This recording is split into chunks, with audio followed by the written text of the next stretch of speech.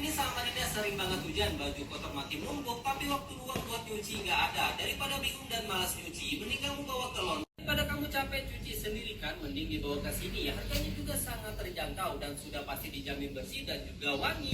Enak ya Mbak, di zaman sekarang banyak yang usaha laundry, jadi kita mahasiswa itu tidak perlu repot dan tidak perlu bingung lagi untuk mencuci baju. Bener juga sih, tapi kamu pernah kepikiran nggak banyak usaha laundry yang membuang limbah mereka langsung ke sungai? Iya juga sih Mbak. Dari literatur yang aku baca, air limbah laundry mengandung polutan mikrofiber dan surfaktan, di mana mikrofiber itu ukurannya sangat kecil dan bisa lolos pada pengolahan laundry biasa. Dan surfaktan ini bikin senyawa organik dalam air sulit terurai. Ternyata bahaya banget ya Mbak. Mana setiap hari limbahnya terbuang ke saluran air lagi. Bener. Industri laundry di Indonesia menghasilkan air limbah yang mengandung polutan yang berbahaya.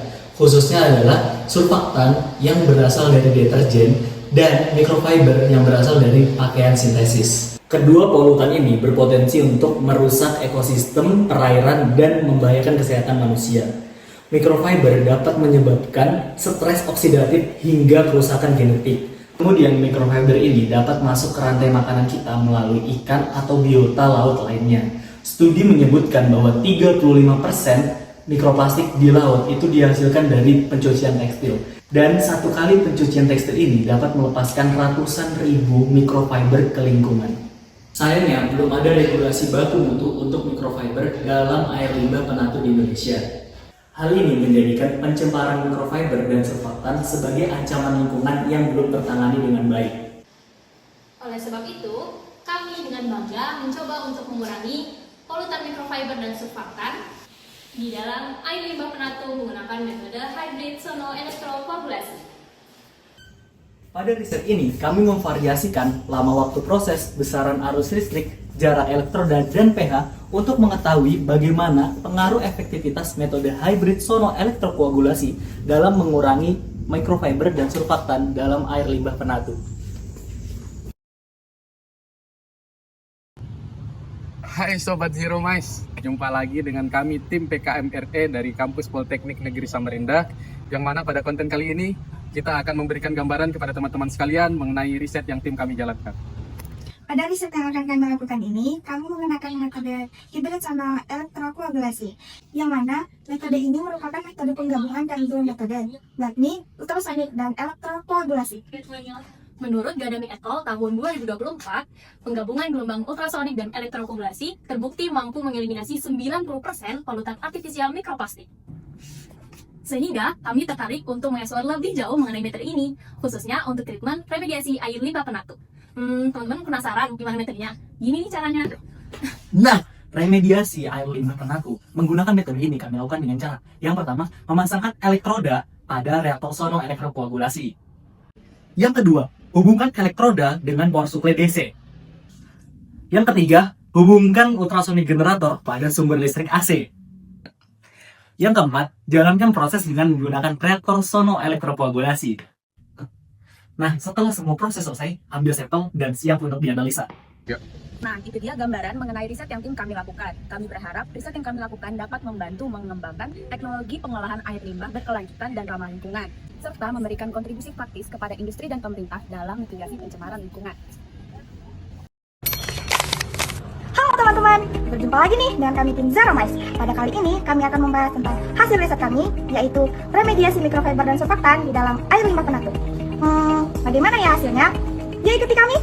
Berdasarkan hasil optimasi yang menggunakan metode Taguchi, diperoleh kondisi operasi optimum dari elektroda besi dan elektroda aluminium. Pada jenis elektroda besi, kondisi optimum dicapai pada arus listrik 1 ampere, jarak elektroda 4 cm, kondisi pH 7 dalam waktu 30 menit. Kondisi ini menghasilkan persentase penurunan di surfaktan sebesar 98,25% dan penurunan mikrofiber sebesar 81,25%. Sedangkan pada elektroda aluminium diperoleh kondisi optimum pada variasi arus listrik sebesar 3 ampere, jarak elektroda 3 cm, pH 6 dan waktu variasi selama 30 menit. Serta persentase penurunan surfaktan yaitu sebesar 90,35%, serta penurunan mikrofiber yaitu sebesar 88,54%. Hasil ini menunjukkan bahwa elektroda besi lebih efektif dalam mereduksi surfaktan, sedangkan elektroda aluminium lebih unggul dalam mereduksi mikrofiber. Nah, setelah semua riset kami selesaikan, sampel air limbah penatu hasil treatment kami uji dengan 3 metode. Yang pertama adalah metode FTIA, yang mana metode ini bertujuan untuk mengkarakterisasi atau mengidentifikasi mikrofiber yang terkandung di dalam sampel limbah plastik.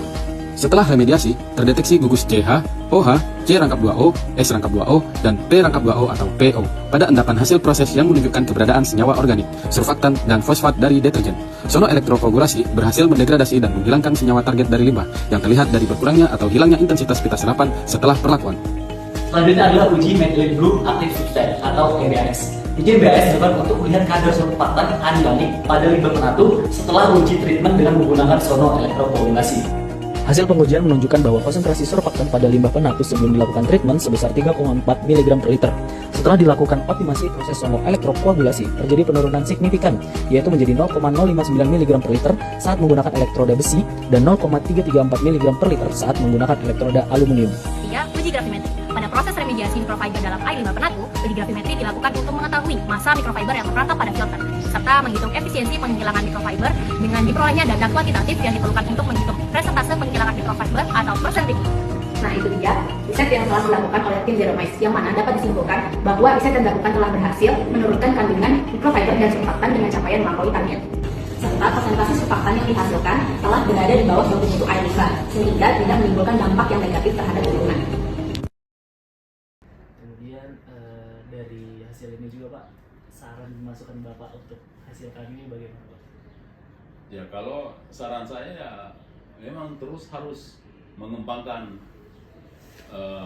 keilmuannya gitu ya tentang apa yang diperoleh. Kira-kira kalau kira-kira ada lagi yang bisa peningkatan, udah dilakukan aja gitu, dilakukan, karena insya Allah itu tidak ada kekhawatiran terhadap perkembangan gitu ya. Kita juga itu akan mahasiswa itu terus terbuka, skip pemikirannya gitu.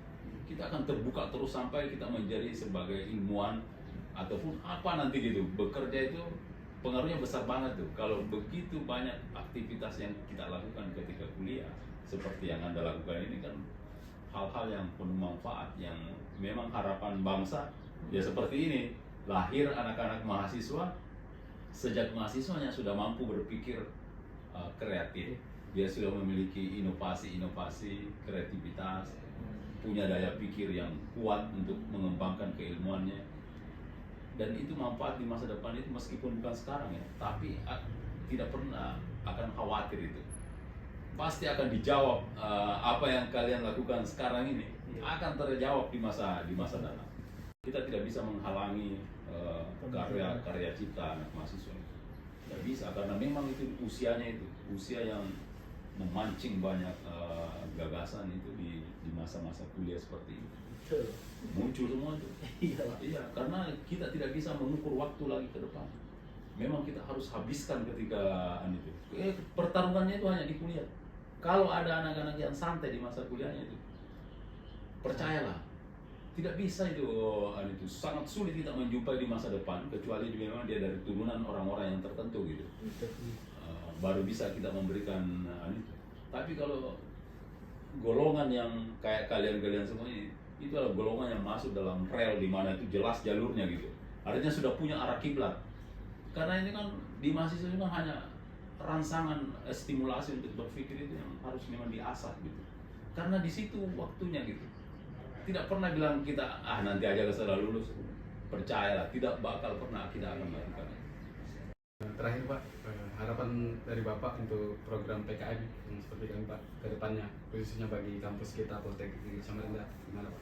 Ya, kalau harapan saya sebetulnya PKM sejak dulu sebetulnya, karena salah satu kunci keberhasilan institusi sebetulnya melalui jalurnya PKM. Karena disitulah kita mendorong mahasiswa-mahasiswa itu masuk dalam rel itu untuk bekerja dengan dengan PKM itu sebetulnya.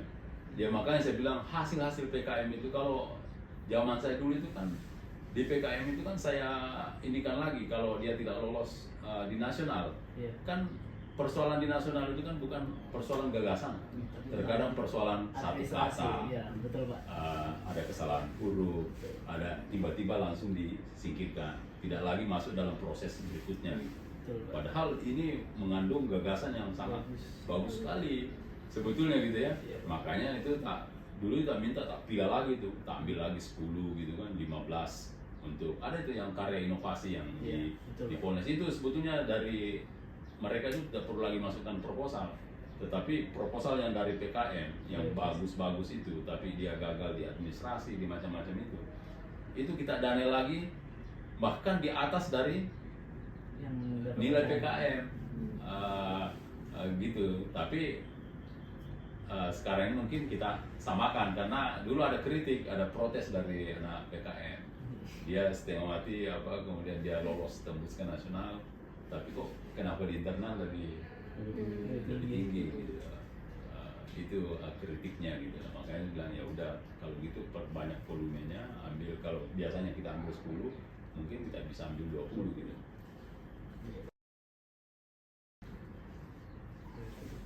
Mungkin ya itu aja Pak dari hasil